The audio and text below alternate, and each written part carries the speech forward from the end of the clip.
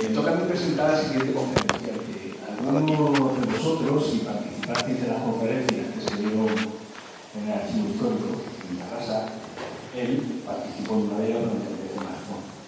Posiblemente sea de los conferenciantes, de hecho no es espiritista, no tiene ninguna vinculación con la filosofía espiritista. Él es doctor en periodismo, es máster en ciencias de información, es profesor universitario, titulado en dirección de empresas, en fin, creo que es un académico, una persona que tiene una formación académica y su profesión se dedica a eso. ¿Por qué está aquí? Creo recordar que entró a través de un trabajo sobre la intuición y se encontró con un mundo bastante interesante. Ya ha publicado un primer libro, se titula Comunicación entre vivos y muertos. Creo que está trabajando en el segundo libro, una trilogía que ya os aseguro que es súper interesante. No voy a extenderme. Les presento a Luis Pastor y él nos va a hablar de comunicación entre vivos y muertos. Muchísimas gracias a todos. Antes que nadie y a nada a la Asociación Espírita Fraternidad Humana por haberme invitado a estar esta mañana con vosotros. Tengo un respeto absoluto por la gente que habéis estado trabajando y lleváis trabajando 150 años. Yo creía que es los únicos de España, pero me he enterado que sois los únicos de toda Europa. O sea que incluso ni siquiera en Francia han seguido ese hilo que dejó en su momento Alain Kardec de pensamiento. También quiero dar las gracias a David y a Mauro, que me han encantado sus conferencias y he aprendido un montón de cosas, que es a lo que venimos esta mañana aquí. Yo, básicamente, como decía José, yo soy un profesor. Soy un profesor que se encontró, entre sus investigaciones de temas de comunicación, se encontró un día investigando las supuestas comunicaciones entre fallecidos y entre vivos. Os tengo que avisar de algunas cosas. Yo no he tenido ningún tipo de comunicación con fallecidos. Con lo cual, empecé este tipo de investigación y me sentía casi agradecido de no haberla tenido, porque eso me permitía no tener un sesgo, ¿no? Conozco otros compañeros, otras compañeras que investigan este tipo de cuestiones y que el hecho de haber tenido algún tipo de comunicación hace que ya no puedan no creer, porque eso te marca la vida. Y en mi caso la investigación empezó pues sin ese sesgo. Después de 8 años, y llevo 8 años dedicado a la investigación más larga que he hecho nunca en mi vida y que probablemente haré, porque es una investigación que mucho me temo que voy a seguir llevándola todo el tiempo que pueda estar aquí con vosotros, me ha llevado a aprender muchas cosas, algunas de las cuales os quiero contar yo esta mañana aquí. De hecho, la parte fundamental de las cosas que os quiero contar son las que aparecieron en los primeros años de la investigación. Porque claro, como profesor universitario, lo primero que quería saber es si eso existía, y si existía, ¿cómo? ¿No? Los profesores, al final los investigadores intentamos determinar primero los hechos, los elementos objetivos, y luego intentamos darles explicaciones. Todos sabemos que las explicaciones que hacemos los investigadores, los universitarios, son resoluciones parciales a problemas complejos, siempre es así.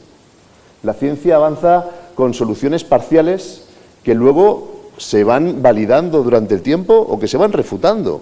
No hay ninguna verdad absoluta en el conocimiento, porque al final siempre va a haber gente que va a saber más. Yo me estoy encontrando ahora, os hago un pequeño spoiler del final de la conferencia, me estoy encontrando ahora que investigo incluso este tipo de comunicaciones a lo largo de la historia, que se me han caído muchos prejuicios.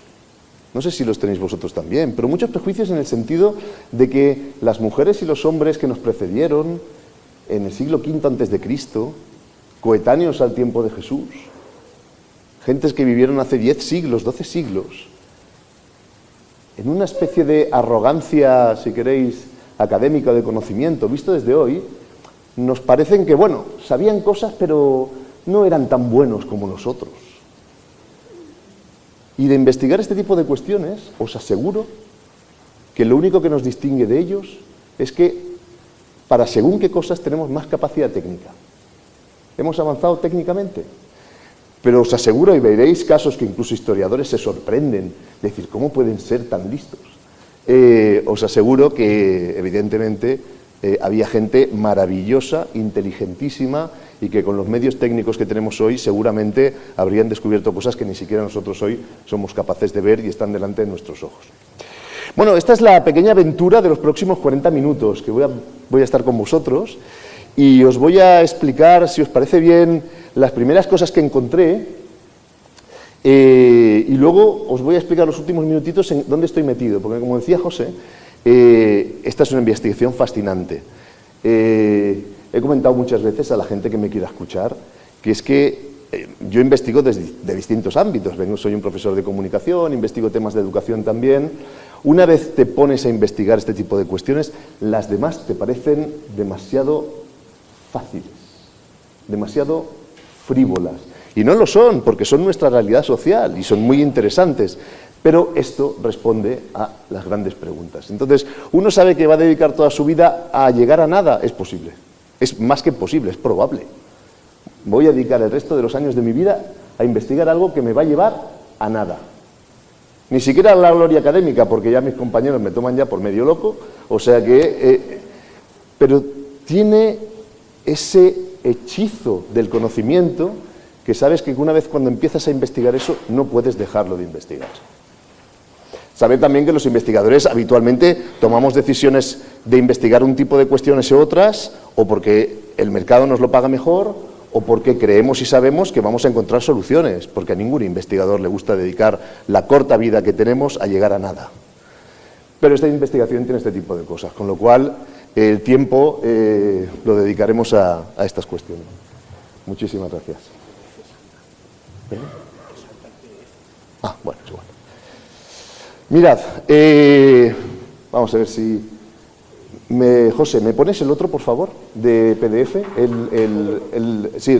Este es de PowerPoint. Necesito el PDF primero, si no te parece mal. Es que salta. ¿Salta? ¿Qué quiere decir? Que lo abro. Sí. Ah, bueno. Esto es muy interesante. Chicos, ponednoslo fácil, ¿no? Os aseguramos que lo hemos probado esta mañana, si no 5 veces, 6. Vamos a probarlo una última vez y si no, quiere decir que no hay que hacerlo con el PDF, está clarísimo. Vamos a probarlo. Es maravilloso, ¿eh? Los mensajes están en todas partes, a veces no sabemos leerlos. No lo amplíes. No va, es igual. Perfecto, eso quiere decir que efectivamente no hay que hacerlo con el... Ya está, perfecto. Sí, no te preocupes. Bueno, pues entonces lo hacemos sin. Fijaos qué maravilloso, ¿eh? Tiene que ser así, claro. Tiene que ser así. Bueno, sí, es que tiene que ser así. Nos están diciendo que tiene que ser así. Fijaos, la primera de las preguntas que un investigador se hace con esto es ¿qué investigo? O sea, ¿me siento impelido a investigar eso? Vale, esta es la segunda parte. Esto lo dejamos. Eso quiere decir que lo que os tengo que explicar es esto. Pero os voy a explicar lo otro porque si no, no se va a entender esto. Claro, es así. La primera pregunta que uno se hace es ¿qué investigo? ¿Dónde corto? ¿Qué experiencias recojo? ¿Qué experiencias rechazo? Entonces yo tomé algunas decisiones. Primera, y lo vamos a hacer rápido porque parece que hay que centrarse en esto. La primera de ellas, no investigo casos en los que las personas han ido a buscar a un medium. Que por eso cuando me encontré muy al principio de salir el libro con John, con José y todo el equipo, me dijeron, Luis, ¿no has hablado de esto? No, porque el sesgo de investigación decía, claro, si tú vas a buscar a un medium para recuperar la comunicación de la persona fallecida, es que ya crees que la vas a encontrar, porque si no, no vas. Entonces, a mí me interesaba ver, desde un punto de vista más neutro, qué podía estar pasando con eso, con lo cual, solo recuperé casos en los que es el propio fallecido el que parece que se presenta en la vida del testigo. Y el testigo puede estar lavando los platos, colgando los calcetines o conduciendo un coche, pero se le presenta. Me parecía más interesante porque no hay esa voluntad de buscar al otro. Y luego establecí otra pequeña limitación, que la limitación era solo aquellos casos en los que el testigo dice que ha tenido un tipo de comunicación a través de alguno de los 5 sentidos. Con lo cual obvié el tema de los sueños. Que me dices, hombre, Luis, pero ¿cómo lo obvias? lo obvié, porque los académicos no sabemos todavía lo que son los sueños. Imaginaos que yo me meto en ese berenjenal a explicar las informaciones que llegan de los sueños. Entonces ya no solo me echan de la universidad, me echan del país, ¿no? Entonces era como más complicado, ¿no? Entonces, oye, vamos a intentar centrarnos en aquellas comunicaciones cuyos emisores parece ser que son los difuntos y que los receptores los han testimoniado a través de la visión, a través del oído, a través del tacto. Vamos a ver qué pasa con eso. Vale. Teníamos ya un sesgo hecho, ¿no? Teníamos ya la cosa más acotadita. Y me encontré con cosas. Me encontré de entrada con el alcance del fenómeno, porque uno puede plantearse y dices, oye, esto le pasa a poca gente, porque de hecho, cuando nos encontramos por Navidad, no nos contamos estas cosas en la mesa, ni siquiera con los cuñados, ¿no? No nos las contamos en el trabajo, con lo cual uno puede tener la percepción de que esto es una cosa que pasa muy pocas veces. Entonces, claro, si una cosa pasa pocas veces, desde un punto de vista de investigación, es menos interesante que si pasa muchas veces, ¿no? La medicina está investigando grandes causas de mortalidad de la sociedad de hoy, y por eso las enfermedades minoritarias, pobres, pues quedan como un poco desguarnecidas desde un punto de vista de la cura. Pues bueno, pues cuando uno empieza a investigar eso, se da cuenta que los estudios hechos en los últimos 100 años indican que posiblemente entre un 20 y un 30% de la población humana tiene este tipo de experiencias. Un 20% de la población humana, un 30% de la población humana, es una barbaridad. Quiere decir eso que efectivamente le pasa a muchas personas. Otra cuestión interesante era, Luis, ¿qué haces? ¿Te pones a buscar tus casos? Que nadie te los va a contar, porque en aquel momento, ahora igual un poquito más, pero en aquel momento nadie se esperaba que una persona como yo, que investigaba otro tema de comunicación social o de comunicaciones políticas, se pusieran estos berenjenales, con lo cual era complicado. Y decidí que iba a utilizar fuentes secundarias, es decir, otros investigadores, otras investigadoras que antes que yo habían hecho el acopio de testimonios y que a mí, por su manera de trabajar, me parecía que eran significativos, los incorporé como la base teórica, la base documental sobre la que yo iba a centrar todos los estudios, y así lo hice. La cuestión, y os lo digo también haciendo otro pequeño spoiler de lo que terminaremos, de lo que parece que quieren que expliquemos de verdad, es que hay mucho de punto de vista en todo eso. Nos hemos acostumbrado a mirar el mundo de una cierta manera y hay mensajes que nos pasan y como miramos desde un punto de vista determinado, no los vemos desde otro punto de vista. Y en cambio hay muchas informaciones que están ahí. Digo eso ¿por qué? Porque estos casos que yo he estado analizando, centenares de ellos, tal vez millares de casos, han pasado por delante de otros investigadores, compañeros nuestros.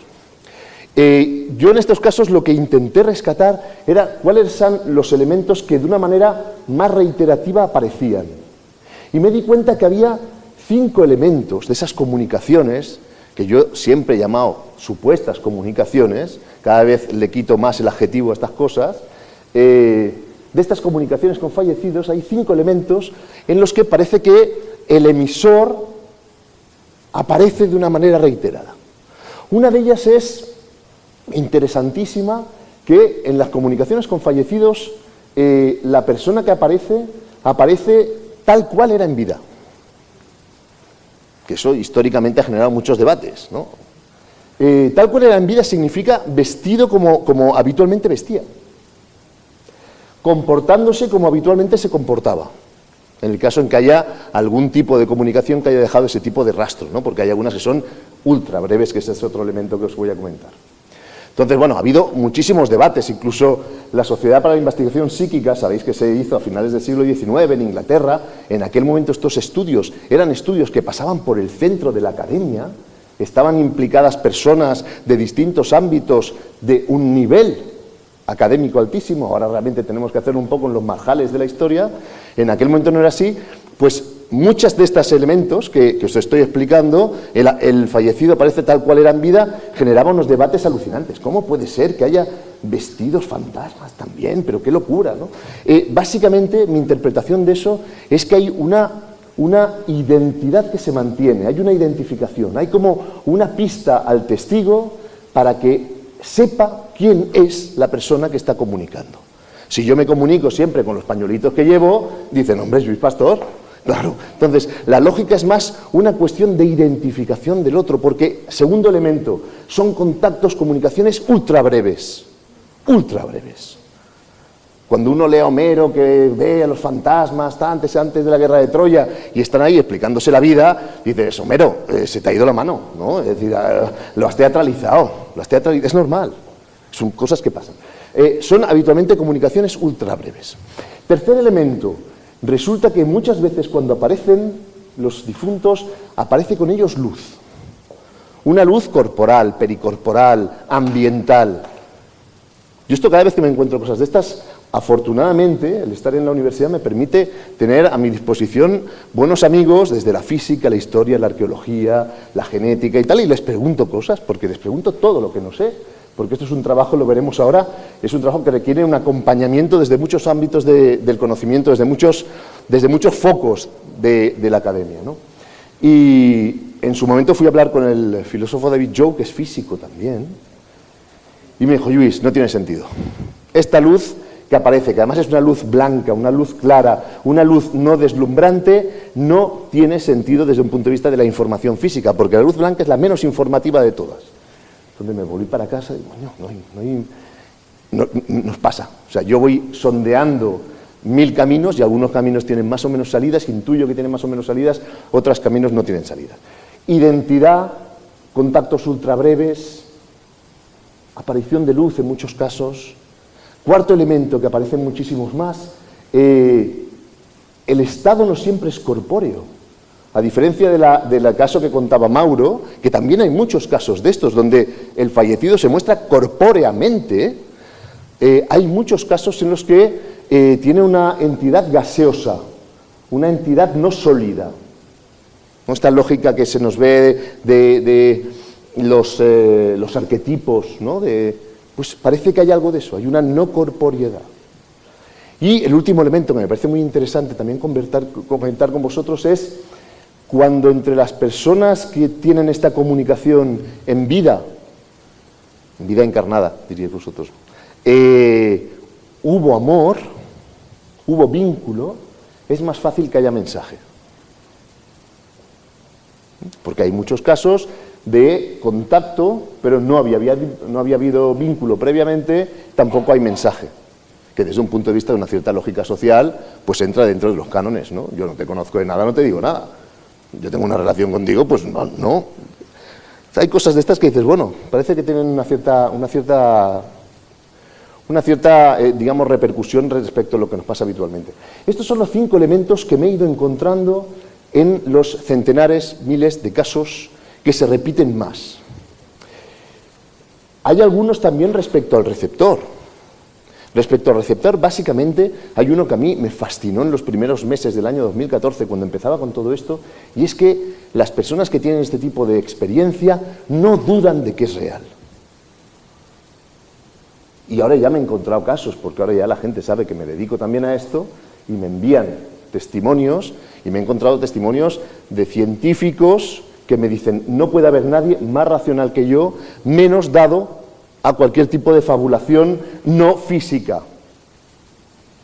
Me ha pasado y no tengo duda de que es real. O sea que hay una percepción por parte del receptor. Yo hablo al final de emisores, receptores, mensajes, porque yo vengo de ese mundo, vengo del mundo de la comunicación. Y me parece muy interesante. La comunicación es la argamasa que nos une a todos, ¿no? Entonces, desde un punto de vista del receptor nos encontramos ahí. No tengo ninguna duda.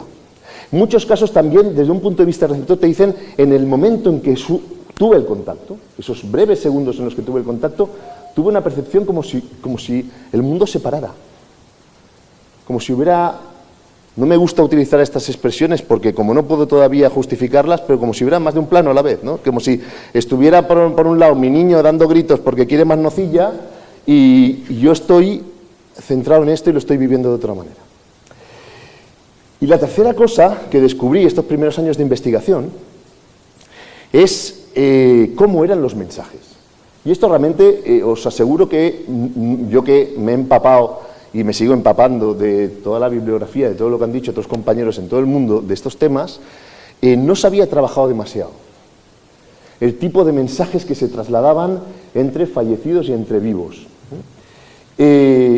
y a mí me sorprendió porque aparecían como 5 mensajes en orden de prelación, os los voy a contar. Es decir, el primero que os voy a contar es el que más, y luego pues los otros en porcentajes menores, pero aparecen, que me parecen significativos todos. El primero de ellos, como nos apuntaba Mauro con el libro de Benítez, es estoy bien.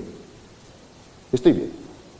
Entonces, claro, los críticos a este tipo de investigaciones, compañeros críticos a este tipo de investigaciones, dicen, oye, vamos a ver, estás en otro lado, y lo único que dices es estoy bien. Para eso no digas nada. Y eso es así, os podría citar artículos en revistas, digamos, de prestigio, donde básicamente dicen, hombre, esto informativamente cero. Claro, pero vuelve a ser una cuestión de punto de vista. Lo coge alguien que viene del mundo de la comunicación, y cuando instalo esto estoy bien en la mesa de autopsias, me doy cuenta que este estoy bien es alucinante. Porque en 2 palabras nos están diciendo 2 cosas altamente informativas. La primera, estoy. No está previsto que estés. Es que a veces solo hay que analizar un poquito más las cosas. Estoy. Alucinante. Aquello de teoría de cibernética de la información, 0,1, esto es 1, porque no se espera que estés. Y la segunda, bien. Ya nos gustaría, ¿no?, imaginar que esto va a ser así, pero las 2 palabras son tremendamente significativas, las 2. Luego hay 4 mensajes más. Uno que me parece fascinante, estoy en un lugar. No tengo solución a esto, ¿eh?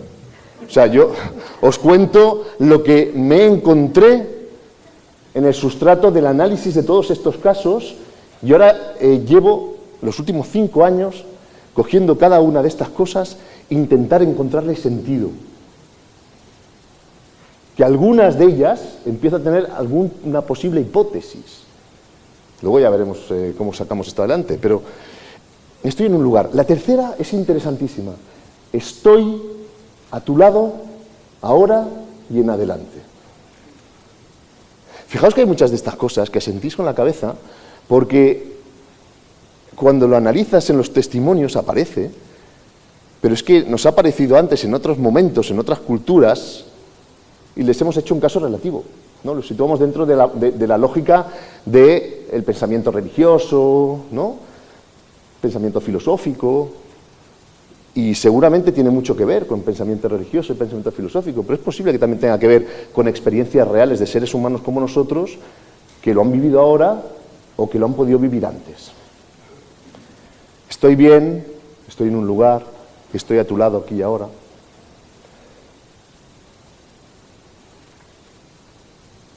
Me dejan comunicar. O hay un momento que dicen, ya no puedo comunicar más. O sea, jefes en todas partes, ¿no? Es así.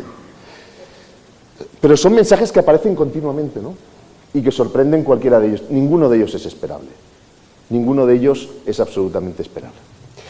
Bueno, pues esto es lo que me encontré en los primeros años de la investigación, y me permitió establecer una cuestión que yo llamé los hechos. Los hechos son estos. No tengo por qué pensar que las personas que están haciendo este tipo de testimonios están mintiendo. Entre otras cosas porque los compañeros, los investigadores de los que he recuperado esos casos, me merecían, no he recuperado de todos, pero los que los he recuperado me merecían un cierto crédito, un total crédito por el proceso de recuperación. Hay una cosa que siempre ha preocupado a las personas que han recuperado este tipo de testimonios desde 1882, cuando se creó la Society, hasta ahora, y es que las personas que nos cuentan estas cosas no estén sanas mentalmente. Y es una de las cosas que se procura más en los procesos de recuperación de información, que estén sanas mentalmente para que no estés incorporando aquí algún tipo de delirio, ¿no? Que eso también me lo han preguntado y eso en todo caso se podría explicar más adelante también. Bueno, pues estos son lo que para mí podríamos establecer como hechos. Estos hechos suceden. Entonces, la siguiente reflexión que yo me hice es, vamos a ver, ¿estos hechos han sucedido a lo largo de la historia? Porque cuando empecé a hablar con historiadores, me dijeron, mira, Lluís, el hecho de imaginar comunicaciones con muertos es propio del ser humano.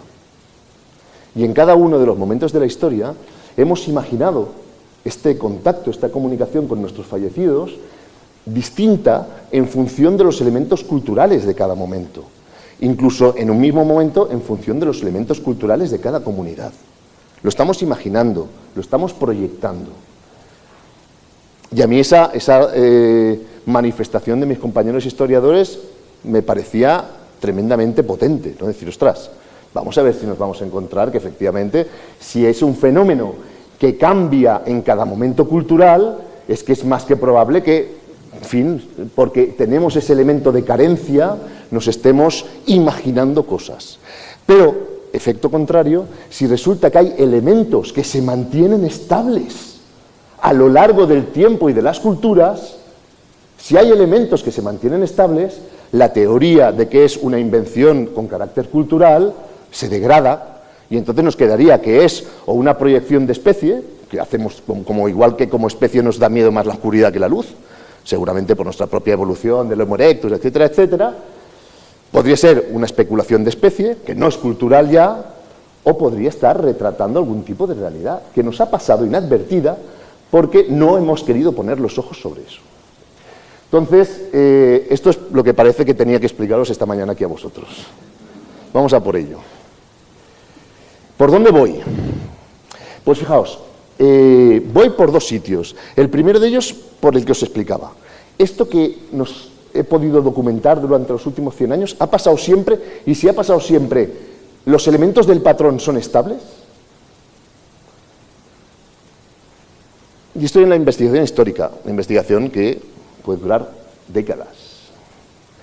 Pero vuelve a ser lo mismo. Ahora veréis, he recuperado algunas cosas que dicen compañeros historiadores que son interesantes. Fijaos, Jean-Claude Smith es un historiador francés que, entre otras cosas, tiene un libro maravilloso que os recomiendo, que se llama Los Revenants, o sea, los difuntos que vuelven, y que es un historiador de la Edad Media. ¿Vale? O sea que las cosas que nos cuenta han pasado hace más de 1000 años, pongamos, 800 años. ¿No? Y como historiador, su punto de salida es este. Los muertos no tienen otra existencia que la que los vivos les imaginamos.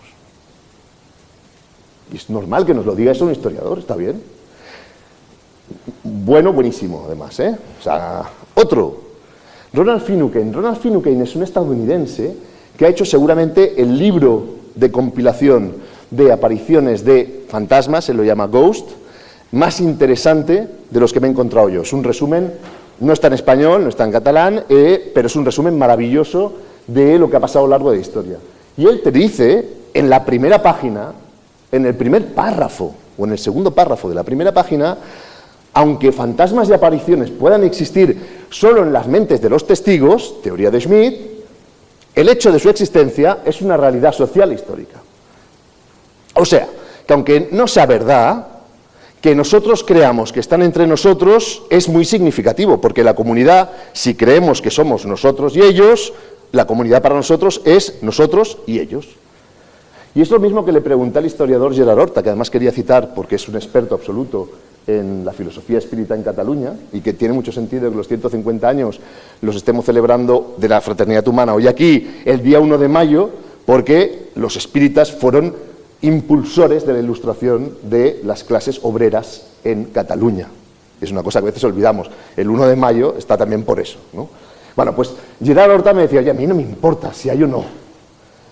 Yo entiendo que si consideramos que somos una comunidad es que lo somos, ya está. Pero a mí, como investigador, sí que me importa. Yo necesito saber, yo quiero saber para poderoslo explicar si realmente esa realidad existe o no. He cogido estas dos declaraciones de dos buenos historiadores porque cuando lees su obra y te ponen casos, te encuentras cosas como las siguientes. Estos señores que te dicen de entrada, esto no existe, aceptan en sus libros que el emisor, extrañamente, es el muerto. No es que los seres humanos hayamos ido a buscar a los muertos como en las novelas. No, no. Cuando ellos recogen casos, en el caso de Schmidt de la Edad Media, en el caso de Finucane, desde tiempo de los griegos, 2500 antes de Cristo, hasta ahora, se sorprenden, dicen, oye, nosotros pensábamos que esto iba a ser como el infierno de Dante, que baja Dante a ver qué encuentra. Y dice, no, estamos encontrando en la literatura histórica que son ellos los que se presentan. Y no nos lo esperábamos. Y no solo eso, sino que a los testigos a los que se le presentan, lo veremos, son gente que les merece una cierta notoriedad y que el fallecido, el difunto que se presenta como una persona normal.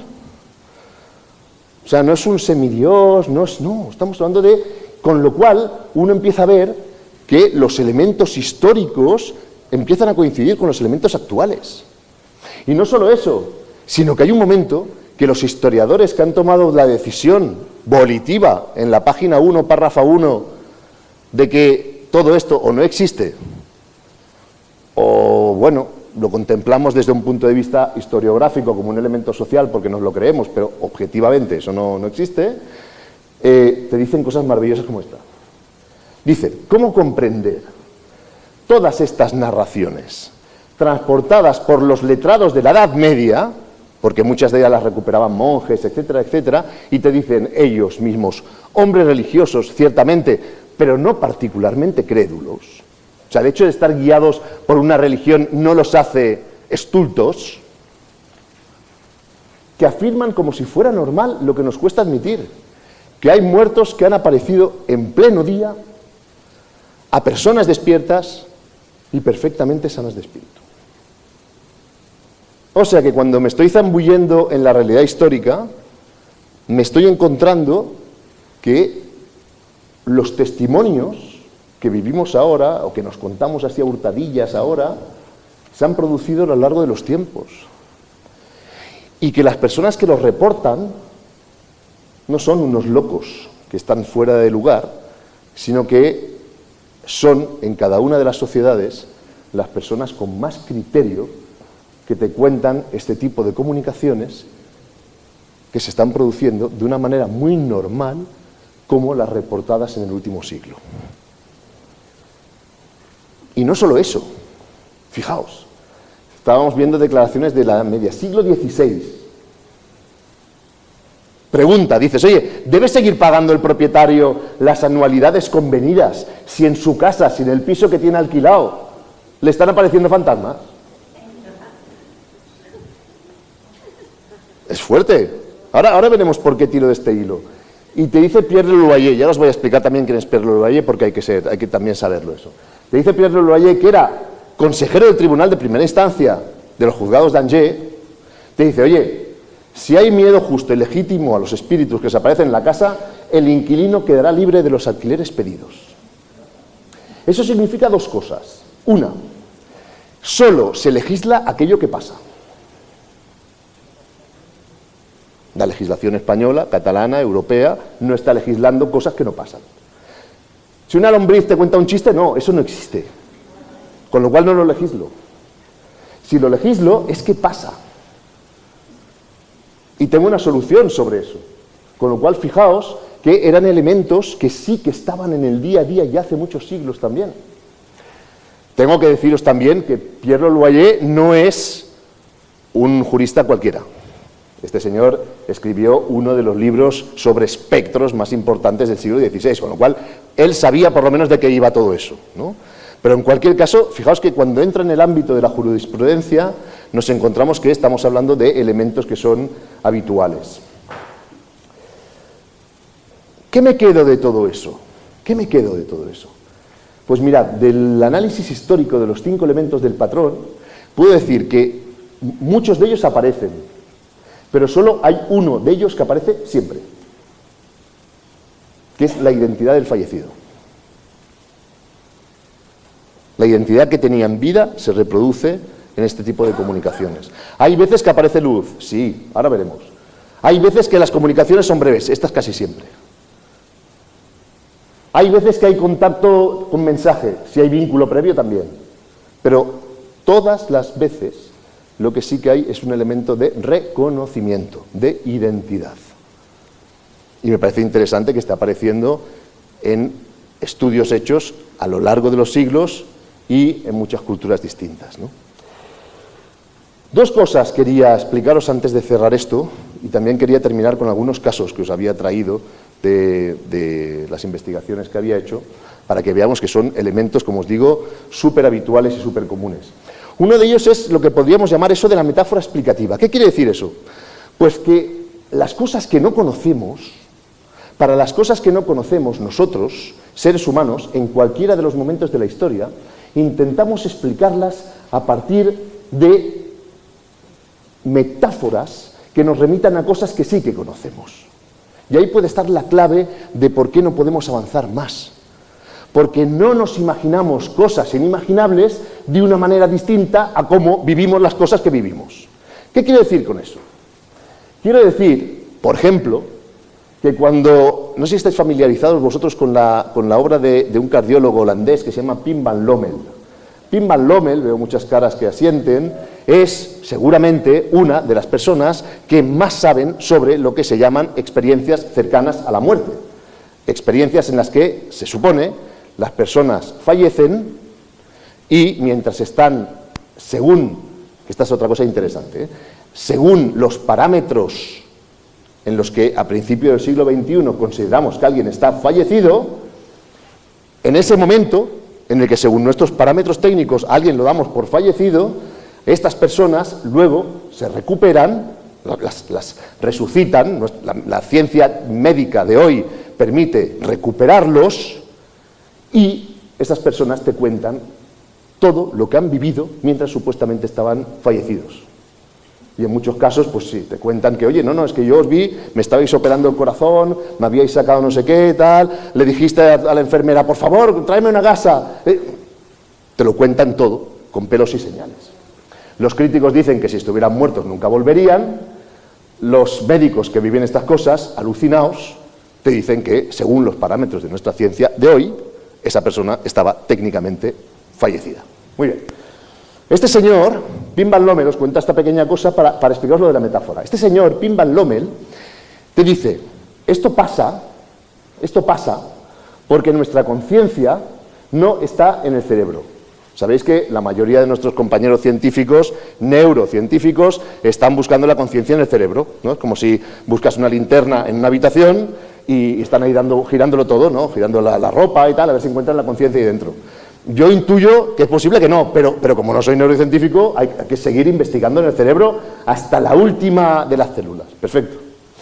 Pim van Lommel dice que después de haber él estudiado estos casos de experiencias cercanas a la muerte, su explicación, su hipótesis es que la conciencia no está en el cerebro, no está en el cuerpo, sino que está, dice él, en la nube.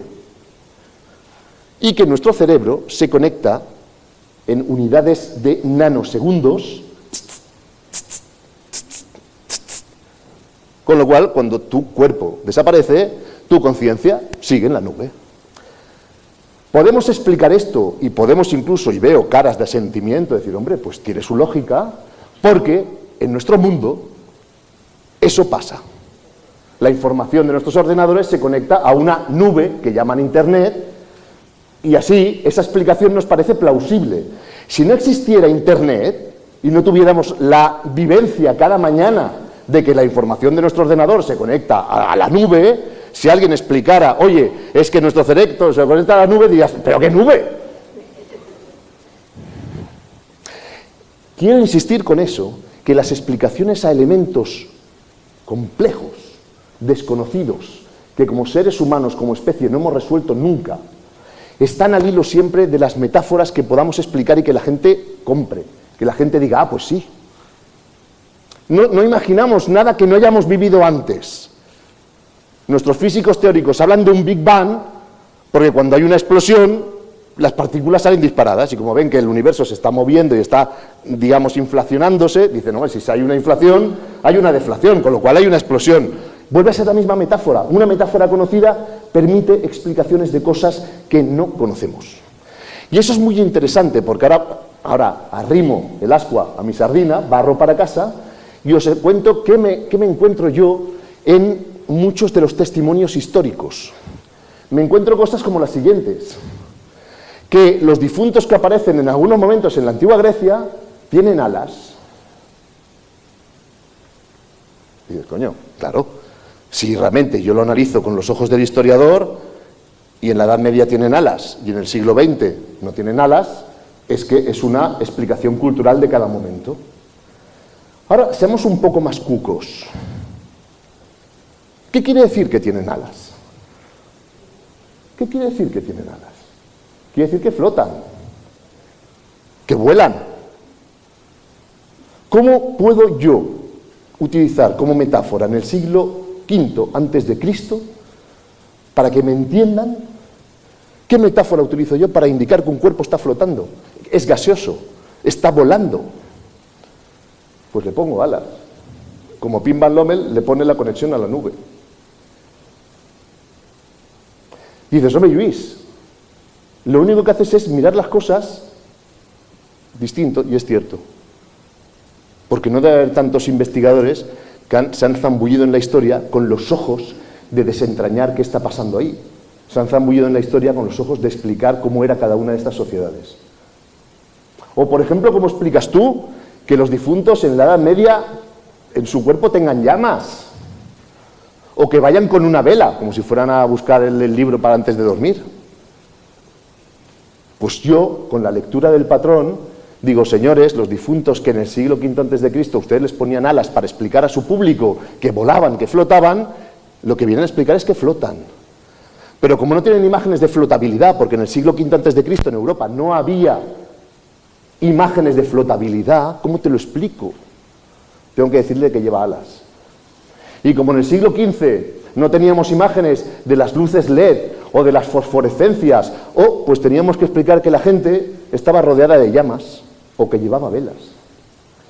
Pero uno puede, y eso habría que trabajar mucho, uno puede querer ver, o uno puede ver en todo eso, que los elementos del patrón, explicados diferente culturalmente en cada momento, se mantienen a lo largo de la historia.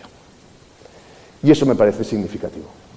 Porque si los elementos del patrón se mantienen a lo largo de la historia, es que esto nos ha acompañado desde siempre.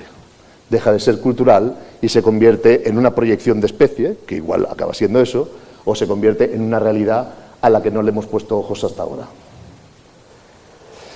Diréis, oye, ¿por dónde te mueves en los ámbitos de investigación? Esta investigación, yo me encontré un día, se lo explicaba John ayer, una conversación interesantísima con una autoridad académica de mi universidad, en la que me decía, profesor Pastor, ¿qué hace usted metiéndose en estos líos? Me decía, si usted fuera un neurocientífico, vale, pero usted, que viene del ámbito de la comunicación, ¿qué nos va a alumbrar sobre todo esto? Y parte de razón tenía, porque claro, ahora si no eres un neurocientífico no eres nadie, ¿no? Tengo uno de mis grandes amigos, que es Diego Redolar, neurocientífico de la Autónoma y ahora en la Universidad Oberta, que me ayuda en todo eso. Con eso os quiero decir que un tipo de investigación como estas, a la que uno dedica la vida, seguramente, como os decía antes, para nada, pero para mí es un sentido de propósito absoluto, me ha obligado a tomar posición ya después de 8 años. Entonces, yo ahora ya me muevo en la hipótesis de que los muertos comunican con los vivos. Esta es una hipótesis, luego habrá que validarla o refutarla. Seguramente ahora, de cada 1000 personas, 999 dirán, oye, refútala porque no, pero esa es mi hipótesis. Y para trabajar eso, os aseguro que con una humildad académica a prueba de bombas, interlocuto cada día que puedo con físicos, con biólogos, con botánicos, con genetistas, con médicos, con expertos en técnicas de información e informática, con ingenieros de telecomunicaciones, con etnógrafos, con historiadores, con filósofos. Porque esto, si no lo hacemos entre muchos que aporten ciencia desde muchos lados, no sale. Y aún así, digamos, solo se trabaja para tener una hipótesis que pueda ser en algún momento validable de alguna manera. Bueno, como cumplo el tiempo respetuosamente siempre, Me he dejado de contaros algunos casos, pero bueno, si nos encontramos por aquí nos podemos ir explicando casos que yo he leído, vivido, que habéis vivido vosotros.